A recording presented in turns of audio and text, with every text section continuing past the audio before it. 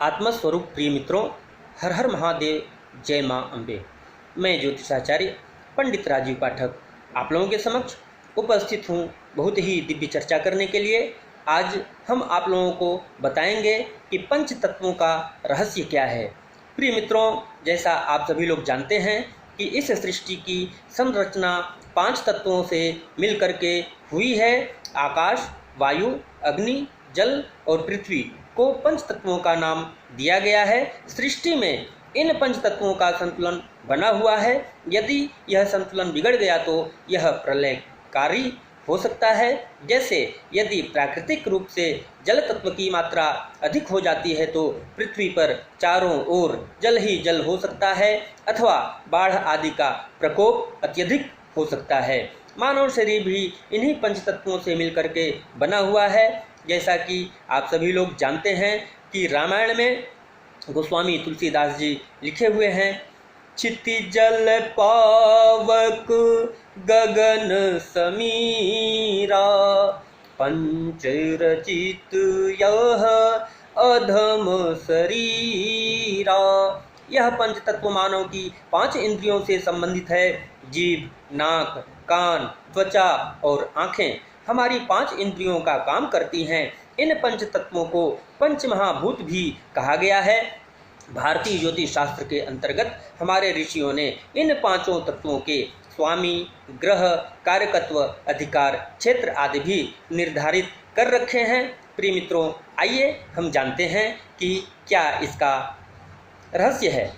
सबसे पहले आकाश तत्व का स्वामी गुरु ग्रह है। आकाश का ऐसा क्षेत्र है जिसका कोई सीमा नहीं है। पृथ्वी के साथ साथ समूचा ब्रह्मांड इस तत्व का कारकत्व शब्द है।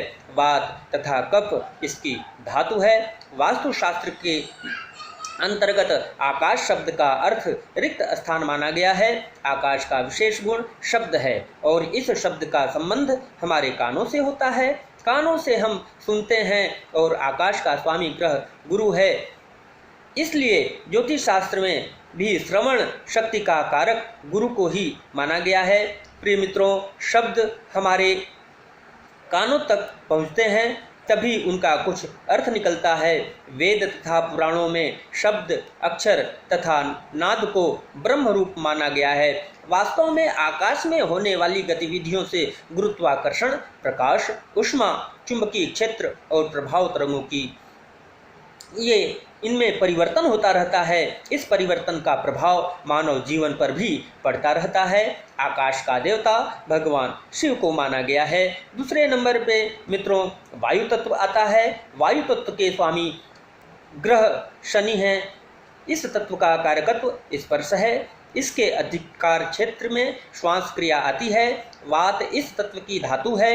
इस धरती पर चारों ओर से वायु से घिरी हुई है। यह धरती वायु में मानव को जीवित रखने वाली ऑक्सीजन गैस मौजूद होती है और जीने और जलने के लिए ऑक्सीजन बहुत जरूरी है। इसके लिए मानव जीवन की कल्पना भी नहीं की जा सकती है। यदि हमारे मस्तिष्क तथा ऑक्सीजन पूरी तरह से नहीं पहुंच पाती तो हमारी बहुत सी कोशिकाएं नष्ट हो सकती हैं। विद्वानों ने वायु के 2 गुण माने हैं, वह है शब्द तथा स्पर्श। स्पर्श का संबंध त्वचा से माना गया है। संवेदनशील नाड़ी तंत्र और मनुष्य की चेतना श्वास प्रक्रिया से जुड़ी हुई होती है और इसका आधार वायु है। वायु के देवता भगवान नारायण को माना गया है। तीसरे नंबर पे चलते हैं अग्नि तत्व के ऊपर। सूर्य तथा मंगल अग्नि प्रधान ग्रह होते हैं। अग्नि तत्व के स्वामी ग्रह माने गए हैं। अग्नि का कारकत्व रूप है। इसका अधिकार क्षेत्र जीवन शक्ति है। इस तत्व की धातु पित्त है। सूर्य की अग्नि से धरती पर जीवन संभव है। यदि सूर्य नहीं होगा तो चारों ओर सिवाय अंधकार के कुछ भी नहीं होगा। सूर्य पर जलने वाली अग्नि सभी ग्रहों को ऊर्जा तथा प्रकाश देती रहती है। इसी अग्नि के प्रभाव से पृथ्वी पर रहने वाले जीवों के जीवन के अनुकूल परिस्थितियां बनती रहती हैं। शब्द तथा स्पर्श के साथ रूप को भी अग्नि का गुण माना गया है। प्रिय मित्रों, रूप का संबंध नेत्रों से माना गया है। ऊर्जा का मुख्य स्रोत अग्नि तत्व है। सभी प्रकार की ऊर्जा, चाहे वह सौर ऊर्जा हो या आणविक ऊर्जा हो या ऊष्मा ऊर्जा हो, सभी का आधार अग्नि ही है। अग्नि के देवता सूर्य एवं अग्नि को ही माना गया है। प्रिय मित्रों, चौथे नंबर पे जल तत्व आता है। जल तत्व के अंतर्गत चंद्र तथा शुक्र दोनों ही जल तत्व का ग्रह माना गया है, इसलिए जल तत्व के स्वामी चंद्र तथा शुक्र दोनों ही हैं। इस तत्व का कारकत्व रस को माना गया है। इस दोनों का अधिकार रक्त पर माना गया है, क्योंकि जल तरल होता है और रक्त भी तरल होता है। कफ धातु इस तत्व के अंतर्गत ही आती है। विद्वानों ने जल के 4 गुण माने हैं: शब्द, स्पर्श, रूप तथा रस। यहाँ रस का अर्थ स्वाद से है। स्वाद या रस का संबंध हमारी जिह्वा से है। पृथ्वी पर मौजूद सभी प्रकार के जल स्रोत जल तत्व के अधीन आते हैं।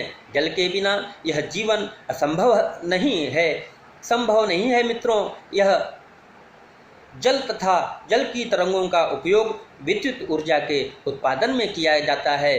जल के देवता वरुण तथा इंद्र को माना गया है, लेकिन यहाँ पे कुछ विद्वान लोग ब्रह्मा जी को भी जल देवता का अधिष्ठाता माने हैं। जल के देवता 5वें नंबर पे पृथ्वी तत्व आता है। पृथ्वी का स्वामी गुरु बुध है। इस तत्व का कारकत्व गंध है। इस तत्व के अधिकार क्षेत्र में हड्डी तथा मांस आता है। इस तत्व के अंतर्गत आने वाली धातु वात, पित्त तथा कफ तीनों ही आती हैं। विद्वानों के मतानुसार पृथ्वी एक विशालकाय चुंबकत्व है। इस चुंबक का दक्षिणी सिरा भौगोलिक उत्तरी ध्रुव में स्थित है। इसी कारण दिशा सूचक चुंबक का उत्तरी ध्रुव सदा उत्तर दिशा का ही संकेत देता रहता है। पृथ्वी के इसी चुंबकीय गुण का उपयोग वास्तुशास्त्र के अंतर्गत किया जाता है। इस चुंबक का उपयोग वास्तु में भूमि पर दबाव के लिए किया जाता है। वास्तुशास्त्र में दक्षिण दिशा में भार बढ़ाने पर अधिक बल दिया जाता है। इसी कारण दक्षिण दिशा की ओर सिर करके सोना स्वास्थ्य के लिए उत्तम माना गया है। यदि इस बात को धर्म से जोड़ दिया जाए तो कहा जाता है कि दक्षिण दिशा के ओर पैर करके ना सोना चाहिए, क्योंकि दक्षिण में यमराज का वास होता है। पृथ्वी अथवा भूमि के 5 गुण शब्द, स्पर्श, रूप, स्वाद तथा आकार माने गए हैं। आकार तथा भार के साथ गंध भी पृथ्वी का विशिष्ट गुण है मित्रों, क्योंकि इसका संबंध नासिका की घ्राण शक्ति से है। उपरोक्त विश्लेषण से यह निष्कर्ष निकलता है कि पंच तत्व मानव जीवन को अत्यधिक प्रभावित करते रहते हैं। उनके बिना मानव तो क्या, धरती पर रहने वाले किसी भी जीव के लिए जीवन की कल्पना ही नहीं की जा सकती है। इन 5 तत्वों का प्रभाव मानव के कर्म, प्रारब्ध, भाग्य तथा आचरण पर भी पूर्ण रूप से पड़ता रहता है। प्रिय मित्रों, मैं आज इस चर्चा को यहीं पे विराम देता हूँ। पुनः इसी तरह से दिव्य चर्चाओं को लेकर के आप लोगों के समक्ष उपस्थित होता रहूँगा। तब तक के लिए हम विदा लेते हैं। हर हर महादेव। जय माँ अम्बे।